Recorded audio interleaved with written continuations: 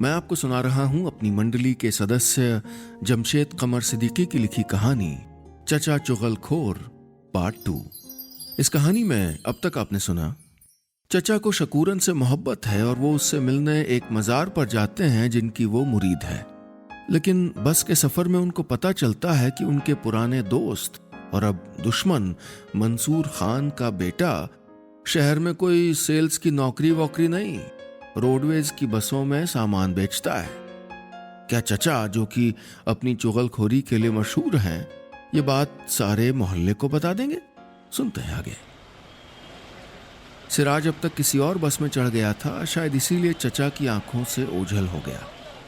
चचा की आंखों में अब तक हैरानी बसी हुई थी। वो सिराज को बस में सामान बेचता देखकर सोच रहे थे कि तो ये है इसकी सेल्स वाली नौकरी। अब बताता हूं इसके बाप मंसूर को, मुझे दुकान से भगाया था। चचा के दिल में तो आया कि सफर यहीं छोड़ के अभी अभी वापस चले जाएं और सारे मोहल्ले में जाके नगाड़ा बजा दें। लेकिन फिलहाल उनका मन चुगली से ज्यादा अपनी हसरतों की सबसे खूबसूरत तस्वीर के रूबरू होने का था, शकूरन से मिलने का था। लिहाजा ये तय किया कि वो सफर जारी रखेंगे और फिर वापस जाकर मोहल्ले में सबको सच बताएंगे। बस चल पड़ी थी। दोनों तरफ के रास्ते हरियाली से ढके हुए थे। जहां तक नजर जाती थी जमीन ही जमीन दिखती थी और उन पे चिड़िया भगाने के लिए खपच्चों को पुराने कपड़े पहना के खड़े किए गए पुतले भी। क्या चचा, क्यों मुस्कुरा रहे हैं अकेले अकेले? अरे बस यूं ही कुछ याद आ गया था। अब आदमी मुस्कुराए भी ना क्या। वो जीन्स टी शर्ट वाला लड़का जिसने हाथ में एक मिठाई का डब्बा ले रखा था बोला, नहीं नहीं बिल्कुल मुस्कुराइए। तो कहाँ जा रहे हो? चचा ने उससे पूछा तो वो बोला, सातपुरा। अच्छा पता है। वो डिपो पे बगल में एक बस खड़ी थी ना। चचा ने पेट हल्का करने के लिए उस अजनबी को बताना शुरू कर दिया। अरे वो जो लाल वाली रोडवेज बस में एक लड़का सामान बेच रहा था, हमारे मोहल्ले का है। अरे पूरे मोहल्ले को कह रखा था कि शहर में नौकरी करता है, सेल्स की। ये है उसकी सेल्स की नौकरी। बताओ भाई। उस लड़के ने कोई खास जवाब नहीं दिया, लेकिन चचा को कुछ राहत मिली। चचा फिर बोले, ये मिठाई का डब्बा लेके कहाँ जा रहे हो? वो लड़का मुस्कुराया और बोला, होने वाली बेगम से मिलने जा रहे हैं। उस लड़के ने चचा को बताया कि उसकी होने वाली मोहतरमा की सालगिरह है और उनके लिए तोहफे लेके जा रहे हैं। ये मिठाई का डब्बा, तोहफा? हमारी इतनी जमीनी सोच तो हमारे जमाने में भी नहीं थी। चचा हैरानी से बोले तो उसने जवाब दिया, चचा मेरी बेगम, मतलब होने वाली बेगम को मिठाई बहुत पसंद है। और सच कहूँ तो जिस लड़की को मीठा पसंद होता है ना, उसको मीठा खिला के आप कभी भी खुश कर सकते हैं। ये महंगे तोहफे, ये लच्छेदार बातें सब बेकार है। चचा बात तो उस नौजवान से कर रहे थे, लेकिन सोच अपने बारे में रहे थे। उन्हें याद आ रहा था कि शकूरन को भी तो मीठा बहुत पसंद है। एक बार घनश्याम की शादी में जब रत जगा हुआ था तो गुलगुले खाते हुए उसने बताया था। मंसूर खान, जो उसके मुंह बोले भाई थे, उन्होंने उसके लिए खास गुलगुले मंगवाए थे। अरे ये बस किसी मिठाई की दुकान पे रुकेगी क्या? चचा ने कंडक्टर से पूछा तो उसने बताया कि अगले स्टॉप पे मिठाई मिल जाएगी। खैर, तो इस तरह चचा कुछ घंटों के सफर के बाद बिलावलपुर के पीर बाबा की दरगाह के पास खड़े थे। हाथ में बर्फी का डब्बा था। अब वो चाहते तो पहले दरगाह पे जियारत कर सकते थे, लेकिन उनको वहां कौन सा जाना था। दरगाह की पिछली गली में रहने वाली शकूरन के घर की तरफ चल पड़े। एक तकरीबन टूटा हुआ सा मकान था वो। लकड़ी के पुराने दरवाजे, दीवारों तक ताक, ऊंचा सा चबूतरा। उस मकान के आसपास के सारे मकानों में बाबा के मुरीद ही रहते थे। गली का माहौल सूफियाना था।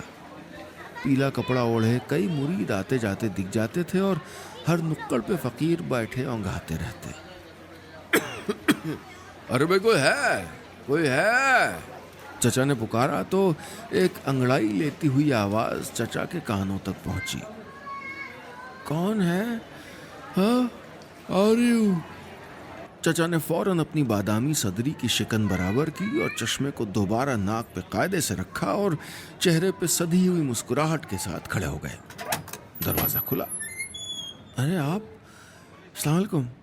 चचा के सामने एक नरगिसी खूबसूरत चेहरा था। उसकी आंखें नीलम की तरह खूबसूरत थीं। वजन पिछली बार से इस बार थोड़ा बढ़ गया था, लेकिन जच रहा था। कत्थई सलवार कुर्ता पहने और सर पे दुपट्टा लिए शकूरन दरवाजे पे खड़ी थी। हाय, क्या नसीब है, भला हो पीर सरकार का, आज आप ही को याद कर रही थी। आइए, अंदर आइए। मंसूर भाईजान कैसे हैं? अच्छे हैं। अरे मैं तो बस यहीं आया था मज़ार पे, तो सोचा आपकी खैरियत लेता चलूं। कैसी हैं आप? लीजिए, ये बर्फी भी लीजिए ना, बड़ी मशहूर है ये। मिठाई देख के शकूरन मुस्कुराई तो चचा के दिल से उस अजनबी लड़के के लिए सैकड़ों दुआएं निकली। वह बड़े जमाने हो गए अंडा सालन खाए हुए, चचा ने कहा तो शकूरन बोली, अजी इसमें क्या है, कभी भी खिला देंगे, कहीं तो अभी बना दें।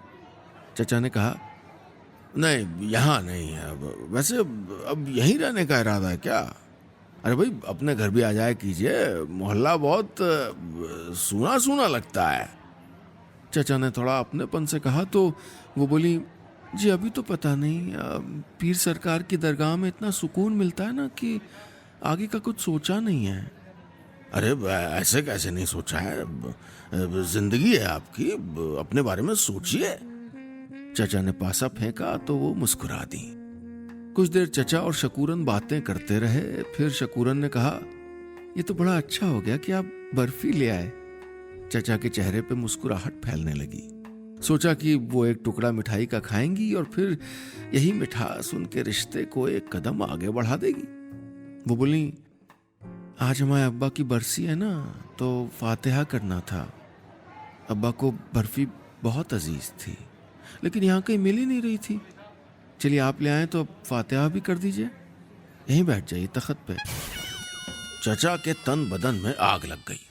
अरे कहाँ तो सोचा था कि मिठाई खिला के कुछ मुंह मीठा करने वाली बात करेंगे, लेकिन हाय किस्मत, इश्क की मिठाई पे मरे हुए अब्बा का फातिहा हो रहा है। खैर, वजू मुकम्मल किया और बैठ के मन मसोस के बर्फी की प्लेट के सामने हल्की नाराजगी में आयतें पढ़ने लग गए। फातिहा वगैरह होने के बाद शाम को दोनों साथ साथ मज़ार पहुंचे। चचा को उधर से वापसी करनी थी। मज़ार पहुंचे तो देखा कि एक अजीब आलम तारी था। हर कोई शकूरन को पहचानता था। अस्सलाम वालेकुम, आज देर कर दिया अपा। अरे शकूरन खाला, आज सलाम चबूतरे पे होगा, कहाँ इंतजाम कर दूं? हर कोई शकूरन को जानता था। सामने आस्ताने पे लोगों की भीड़ लगी थी जो लाइन से एक एक करके मज़ार पे माथा टेक रहे थे। रोशनी से जगमगाया हुआ था वो। वहीं कुछ मेले वाले लोग भी थे। कोई तेज आवाज में पीर बाबा के जिक्र वाली सीडी बजा रहा था, कोई चाट पकौड़ी बेच रहा था, कोई सुहाल। भीड़ बहुत थी, धक्का मुक्की होने लगी। तभी शकूरन ने चचा का हाथ पकड़ लिया। आइए इधर से निकल आइए, आराम से। सामने की जगमगाहट चचा की आंखों में उतर आई। वो सुन्न हो गए। दिल तो किया कि यूं ही खड़े रहें सदियों तक। उन नर्म हाथों का लम्स उनके अंदर तक झुरझुरी पैदा कर रहा था। झुरझुरी इतनी ज्यादा हो गई कि चचा से संभली नहीं। शकूरन भीड़ के बीच से उनका हाथ थामे चलती चली जा रही थी। चचा एक टक उन पे आंखें टिकाए तेज कदमों से साथ चल रहे थे। सांसें तेज हो रही थीं, धड़कनें बढ़ रही थीं, ब्लड प्रेशर हाई हो रहा था, पसीना कनपटी से गुजर रहा था। बस बस बस, हो गया हो गया। चचा ने आंखें बंद करते हुए सूखे होंठों से कहा। क्या हो गया? शकूरन ने कहा तो वो बोले, वक्त हो गया है, अब वापस जाना है, बस यहीं मिलेगी। वो बोली, लेकिन जियारत तो कर लीजिए। चचा शकूरन की आंखों को गौर से देखते हुए फिल्मी अंदाज में बोले, कर तो ली। उनके चेहरे पे एक अजीब सी मुस्कुराहट उभर आई।